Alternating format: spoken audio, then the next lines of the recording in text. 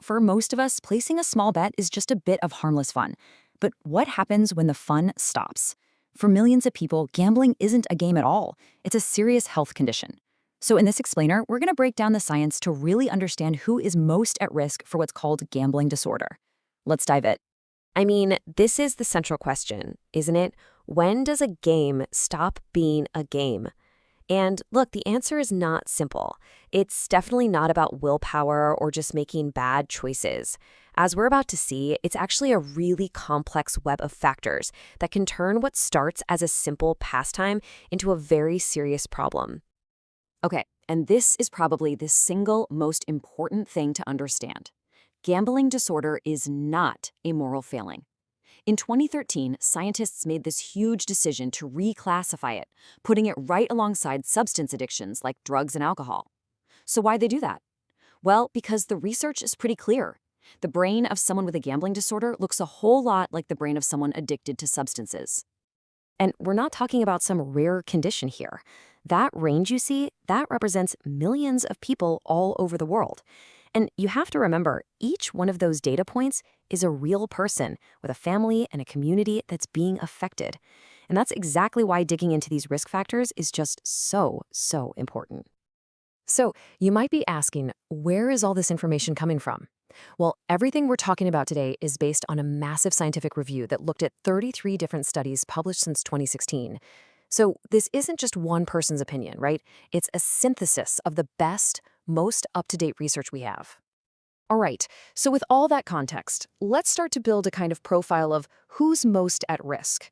We're going to start with the demographic factors, the things we can see on the outside, that the research points to again and again. So the data is pretty consistent on a few key things. First, the risk is way higher for men. Age is another big one. It's often young adults, people under 29. And marital status seems to play a role too, with a higher risk for people who are single or in the first few years of a marriage. Now, the research doesn't always tell us why, but these are the patterns that just keep showing up. And the picture gets even more detailed when we look at someone's living situation. Living alone, for example, is a big risk factor. So is experiencing financial trouble. Now, here's where it gets interesting. Employment status is kind of tricky. Both being unemployed and working full-time pop up as risk factors. That might tell us that different kinds of stress can be triggers. And finally, your family background really matters.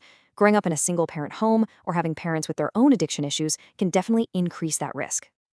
And this right here is a perfect example of how complicated this stuff is. When you look at education, the science is, well, it's all over the map. You have some studies that find a link between gambling disorder and more formal education, while other studies find the complete opposite. It's just a really powerful reminder that these are risk factors, not guarantees. There's no single, simple answer. Okay, so we've looked at the external stuff, the demographic sketch, but now we need to go deeper. Let's talk about the internal battle, the psychological side of things that can make someone way more vulnerable to developing a gambling disorder. This is absolutely crucial to understand. Gambling disorder rarely happens in a vacuum. There's this massive overlap with other mental health conditions, what scientists call co-morbidity. We're talking strong links to things like depression, anxiety disorders, and other substance use issues. And what this really suggests is that for a lot of people, gambling might be a way to kind of self-medicate or just escape from the pain of something else that's going on. All right, if there is one psychological trait that just screams risk factor from the rooftops, it's this one, impulsivity. Study after study after study points to this as one of the single most powerful predictors. And it makes sense, right? Impulsivity is that tendency to act on a whim, to not really think through the consequences. You combine that with the instant thrill of gambling, and you've got a recipe for disaster. But hey, it's not just about impulsivity. High levels of stress are another huge piece of the puzzle. So are these things called dissociative experiences. That's that weird feeling of being disconnected from your body or from reality itself. Then you've got something called alexithymia. It's a bit of a mouthful, but it basically means having a really hard time figuring out and describing your own emotions. And finally, you have what are called cognitive distortions. These are the tricks our minds play on us, like the classic illusion of control, where you start to believe you can somehow outsmart a game that's based on pure chance. Okay, so we've got the demographic profile, right?